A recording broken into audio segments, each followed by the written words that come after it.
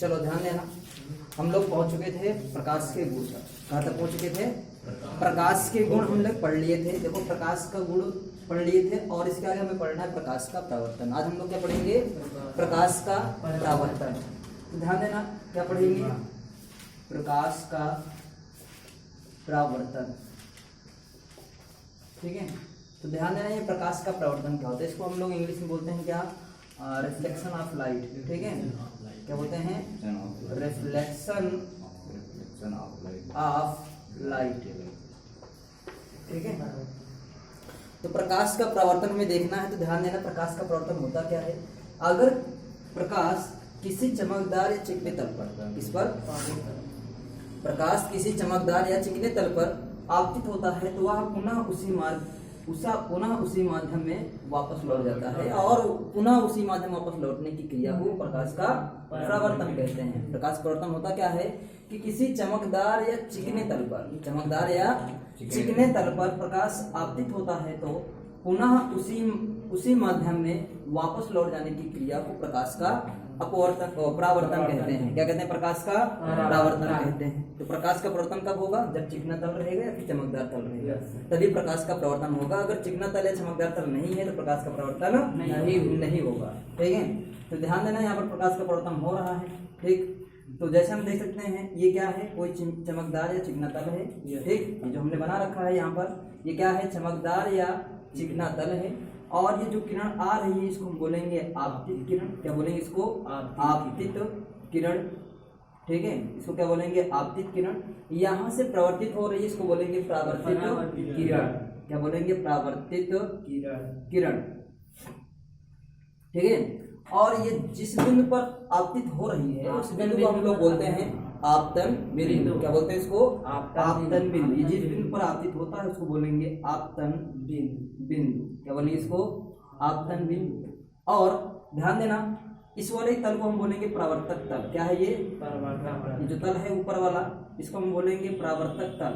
क्या बोलेंगे? परावर्तक तल।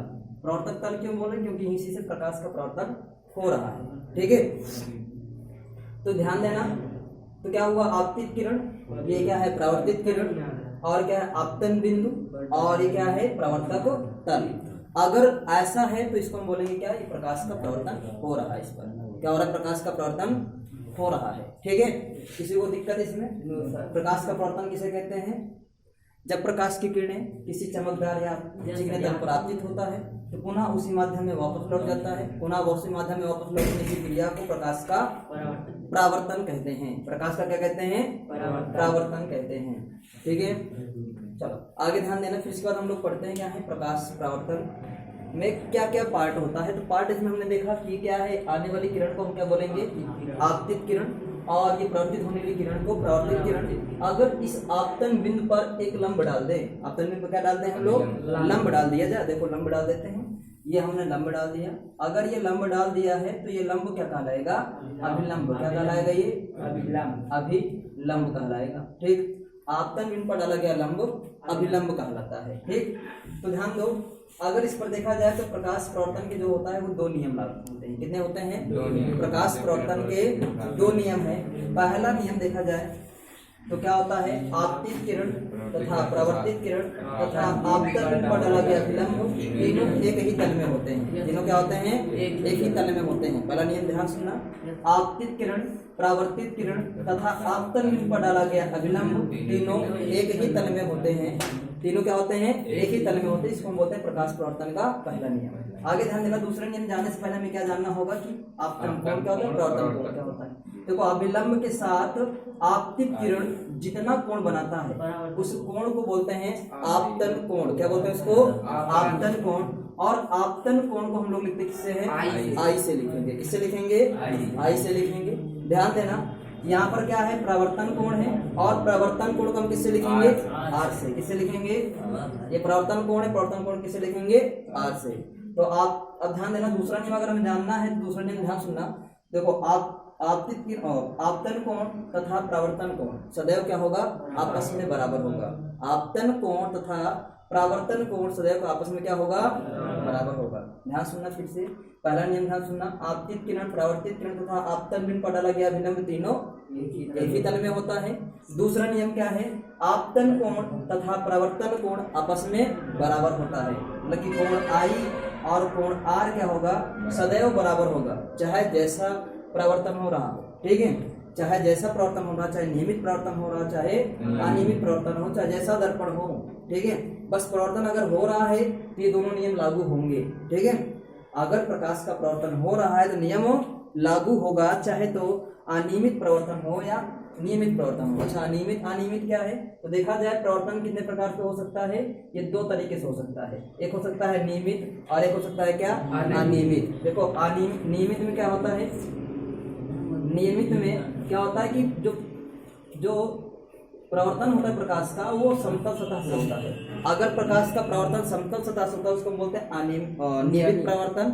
अगर ये खुरदुरी सतह से होता, मान लो ऐसे खुरदुरी सतह होता, इससे प्रकाश का प्रवर्तन होता तो उसको हम बोलते हैं क्या, अनियमित प्रवर्तन। नियमित प्रवर्तन में देख रहे हैं, जैसे ये किरणें आ रही दो समांतर, अगर दो समांतर किरणें आ रही हैं तो प्रवर्तन के बाद भी दोनों किरणें समांतर ही जाएंगी। कैसे जाएंगी, दोनों किरणें समांतर ही जाएंगी।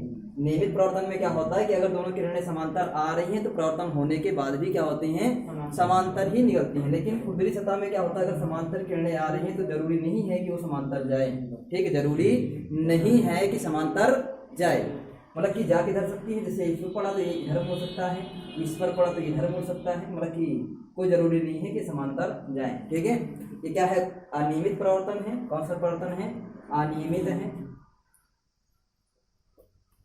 अनियमित है। और क्या है, नियमित प्रकाश प्रवर्तन है। किसी को डाउट है इसमें, नहीं है?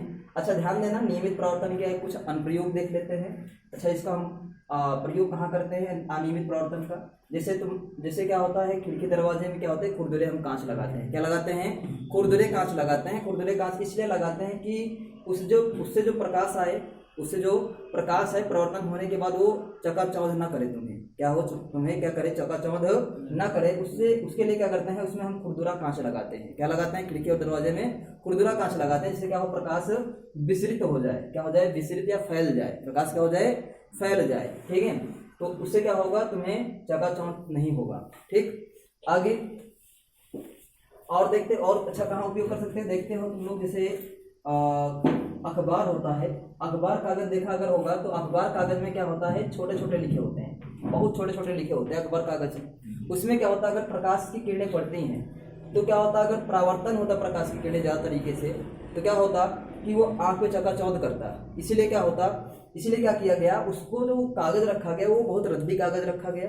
ठीक है, और उसमें खुरदुरापन होता है, उस कागज में चिकनाहट नहीं होता है। अगर तुम अखबार देखो तो अखबार में क्या होता है, चिकनाहट नहीं होता, वो खुरदुरा होता है। और क्या होता है, वो रद्दी कागज होता है। वो रद्दी कागज खुरदुरा क्यों बनाया जाता है, इसलिए बनाया जाता है कि उसमें जो प्रकाश का प्रवर्तन हो वो नियमित ना हो सके। कैसा ना हो सके, नियमित ना हो सके। अगर नियमित नहीं होगा तो हम आसानी से छोटे छोटे अक्षरों को पढ़ पाएंगे। ठीक, और काफी देर तक पढ़ पाएंगे, क्योंकि अखबार में काफी लंबे होते हैं। ठीक है, तो इसलिए क्या होता है कि उसको काफी देर तक पढ़ सकें और अच्छे से पढ़ सकें। ठीक है, तो ये होगा, क्या हुआ, प्रकाश प्रवर्तन का हमने देखा प्रकार क्या है, प्रकाश प्रवर्तन नियमित होता है, क्या होता है, अनियमित देखा। इसके बाद हमने क्या देखा, उसका नियम देखा। पहला नियम क्या देखा, आपतित किरण, प्रवर्तित किरण तथा आपतन में पड़ा लगे अभिलंब, तीनों एक ही तल में होते हैं। अच्छा, यहाँ पर ध्यान देना, तीनों एक ही तल में होते हैं। हमने कहा एक ही तल में होना चाहिए। कैसा होना चाहिए, एक ही तल में। एक ही तल का मतलब क्या है कि अगर जो तल में हम बात कर रहे हैं, मान लो इस तल में बात कर रहे हैं तो इसी तल में होना चाहिए। ठीक है, मतलब जिस तल में हम बात कर रहे हैं उसी तल में होना चाहिए। अगर इस तल से प्रकाश की किरण आ रही है तो इसी तल से क्या होगा, प्रकाश की किरण प्रवर्तित होगा। ठीक, उसी तल में होना चाहिए, इसका कहने का मतलब ये है। अगला नंबर क्या है, प्रकाश मतलब कि आपतन कोण तथा प्रवर्तन कोण आपस में क्या होना चाहिए, बराबर होना चाहिए, सदैव बराबर होना चाहिए। ठीक, चाहे नियमित हो चाहे अनियमित हो, चाहे इस वाले में प्रकाश का प्रवर्तन हो चाहे इस वाले प्रकाश का प्रवर्तन हो, इसमें क्या होगा, आपतन कोण तथा प्रवर्तन कोण सदैव क्या होगा, बराबर होगा। अच्छा सर जी, इसमें कैसे नहीं, ऐसे इसमें कैसे बराबर होगा, इसमें इसलिए बराबर होगा जब इसमें अभिलंब खींचोगे। इसमें देखो अभिलंब कैसा बनेगा, इसका अभिलंब इस तरीके से बनेगा। ठीक, जब अभिलंब इस तरीके से बनेगा तो यहाँ पर आपतन कोण या प्रवर्तन कोण बनेगा, तो इसलिए क्या होगा, वहाँ पे बराबर हो जाएगा। इसमें देखोगे तो यहाँ पर अभिलंब कैसे बनेगा, इसलिए बनेगा। इसमें क्या होगा, हर एक बिंदु पर अभिलंब अलग अलग तरीके से बनेगा। लेकिन समतल में क्या होता है, हर एक अभिलंब क्या होते हैं, समांतर होते हैं। क्या होते हैं, एक दूसरे के समांतर होते हैं, लेकिन इससे समांतर नहीं होता है। ठीक, इसीलिए क्या होता है, प्रकाश का प्रवर्तन अनियमित होता है। प्रकाश प्रवर्तन क्या होता है, इसीलिए अनियमित होता है। ठीक है, किसी को डाउट है, नहीं है। आगे चले, फिर उसके बाद हम लोग देखते हैं ये प्रकाश का प्रवर्तन जो है हम इसको देखते हैं दर्पण पे। कहाँ पर देखते हैं हम लोग इसको स्टडी करेंगे, किस पर?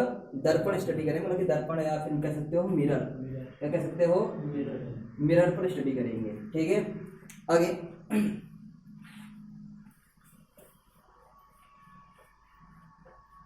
चलो देख लेना दर्पण। तो हम लोग दर्पण देखने चल रहे हैं, देखना ध्यान से। दर्पण, दर्पण को हम लोग क्या बोलते हैं? मिरर। अगर ये दर्पण है तो दर्पण होता क्या है? पर डे चेहरा देखते हो, ठीक है? पर डे चेहरा देखते हो कि नहीं देखते? अगर पर डे चेहरा देखते हो तो जो दर्पण देखा होगा तुम लोगों ने, उसमें देखा होगा कि पीछे तरफ कुछ ना कुछ होता गया होता है और आगे की तरफ क्या लगता है? चमकदार लगता है। और किसका बना होता है? वो कांच का बना होता है। किसका बना होता है? दर्पण देखा होगा तो किसका बना तुम्हें दिखता है? कांच का बना हुआ दिखता है। ठीक है, किसका बना हुआ दिखता है? कांच का बना हुआ दिखता है। तो ये अगर ये कांच का बना हुआ है तो ध्यान देना, हम क्या करें? इस समतल दर्पण को, समतल कांच को, किसको? समतल कांच को, अगर हम समतल कांच को एक तरफ से क्या कर दें? पॉलिश कर दें। एक तरफ से क्या कर दें? अगर समतल कांच को एक तरफ से पॉलिश कर दिया जाता है तो यह समतल कांच ही क्या बन जाता है? दर्पण बन जाता है। अगर समतल कांच को एक तरफ से क्या कर दिया जाता है? पॉलिश। अगर समतल कांच को एक तरफ से पॉलिश कर दिया जाए तो यह समतल दर्पण ही क्या बन जाता है? दर्पण बन जाता है। और इसी को हम बोलेंगे क्या? दर्पण बोलेंगे। ठीक, अब ये समतल कांच हो या फिर कैसा भी कांच हो, ठीक है, गोली भी कांच हो सकता है, ध्यान देना। लेकिन एक चीज होना चाहिए, पारदर्शी होना चाहिए। कैसा होना चाहिए? पारदर्शी होना चाहिए। ठीक, कैसा होना चाहिए? पारदर्शी। तो हम कह सकते हैं किसी पारदर्शी कांच को, कौन से कांच को? किसी पारदर्शी कांच को एक तरफ से क्या कर दें? पॉलिश कर दें। ठीक है, क्या कर दें? एक तरफ से पॉलिश कर दें तो क्या होता है? वो ये क्या बन जाता है? कांच बन जाता है, मतलब कि दर्पण बन जाता है। यही कांच क्या बन जाता है? दर्पण बन जाता है। अगर हम क्या कर देते हैं? समतल, मतलब कि क्या कर देते हैं? पारदर्शी कांच को, कैसा होना चाहिए? पारदर्शी कांच होना चाहिए। पारदर्शी कांच को हम क्या कर देते हैं? पॉलिश कर देते हैं तो क्या बन जाता है? ये दर्पण बन जाता है। और दर्पण में ध्यान देना, हम इधर जो पॉलिश करते हैं ये पॉलिश किसका होना चाहिए? लेड ऑक्साइड का होना चाहिए। किसका होना चाहिए? Lead oxide. Lead oxide directly नहीं करते हैं, इसके पहले क्या करते हैं हम लोग? चांदी या फिर एल्युमिनियम का, ठीक है, चांदी या एल्युमिनियम को कोई चमकदार सतह पर लगाते हैं, फिर उसके बाद क्या करते हैं? उस पर पॉलिश करते हैं। ठीक, तो ये क्या बन जाएगा? फिर उसी ये क्या बन जाता है? जाके कांच ही क्या बन जाता है? दर्पण का रूप ले लेता है। ठीक, अब ये दर्पण कितने प्रकार का होगा? ये हम लोग दर्पण पढ़ेंगे तो दर्पण हम लोग दो प्रकार का पढ़ेंगे। कितने प्रकार पढ़ेंगे? दो प्रकार का पढ़ेंगे। एक पढ़ेंगे समतल दर्पण, क्या पढ़ेंगे? समतल दर्पण गोली। और एक पढ़ेंगे गोलीय दर्पण। एक क्या पढ़ेंगे? गोलीय दर्पण। एक समतल दर्पण और दूसरा क्या पढ़ेंगे? गोलीय दर्पण। अच्छा, समतल दर्पण क्या होता है और गोलीय दर्पण क्या होता है? अगर हम समतल सतह को, मतलब कि समतल कांच को एक तरफ से पॉलिश करते हैं, किसको पॉलिश करते हैं? अगर हम समतल कांच को एक तरफ से पॉलिश करते हैं तो समतल दर्पण कहलाएगा। अगर हम यहीं पे क्या करें? गोलीय कांच को एक तरफ से पॉलिश करें, क्या बनेगा? ये गोलीय दर्पण बनेगा। ठीक है, अब गोलीय दर्पण में हम ये भी कह सकते हैं कि जिसका पृष्ठ गोलीय होता है या फिर जिसका प्रवर्तक पृष्ठ क्या होता है? गोलीय होता है, उसे हम क्या कह सकते हैं? गोलीय दर्पण। ठीक, एक ऐसा होना चाहिए समतल होना चाहिए। इसका जो पृष्ठ होना चाहिए कैसा होना चाहिए? समतल। पृष्ठ कैसा? अगर पृष्ठ समतल होगा तो हम क्या बोलेंगे? समतल दर्पण। ठीक, ऐसा दर्पण जिसका प्रवर्तक पृष्ठ, अच्छा प्रवर्तक पृष्ठ क्या होता है? ध्यान दो, जैसे ये क्या है, हमने एक मान लो दर्पण बना लिया है, तो दर्पण अगर बनाया है तो इधर देखो ध्यान से, इधर क्या होगा? एक पॉलिशदार सतह होगा। ये क्या बोलेंगे? इसको पॉलिशदार सतह। क्या बोलेंगे इसको? पॉलिशदार सतह। और इसको क्या बोलेंगे? इसको बोलेंगे परावर्तक पृष्ठ। इधर से क्या होगा, तुम्हारा चेहरा दिखेगा, इधर से चेहरा नहीं दिखेगा। ठीक है, ये क्या है, पॉलिश दर्शाता है, ये क्या है, परावर्तक पृष्ठ है। तो ध्यान देना, अगर परावर्तक पृष्ठ कैसा हो, समतल हो, अगर परावर्तक पृष्ठ कैसा हो, समतल हो, तो हम उससे बोलेंगे क्या, क्या बोलेंगे उसको, समतल दर्पण बोलेंगे। क्या बोलेंगे इसको, समतल दर्पण। अगर ये परावर्तक पृष्ठ कैसा हो, गोलीय हो, ठीक है, गोलीय मतलब कि या तो ऐसा हो सकता है या तो इस तरीके से हो सकता है। अगर ऐसा होगा तो इस तरीके से मान लो है, ये कौन सा दर्पण कहलाएगा, इस दर्पण को हम बोलेंगे क्या, अवतल दर्पण बोलेंगे। क्या बोलेंगे इसको, अवतल दर्पण बोलेंगे। और इस वाले को क्या बोलेंगे, इसको बोलेंगे उत्तल दर्पण बोलेंगे। क्या बोलेंगे इसको, उत्तल दर्पण बोलेंगे। इस तरीके से होना चाहिए। ठीक है।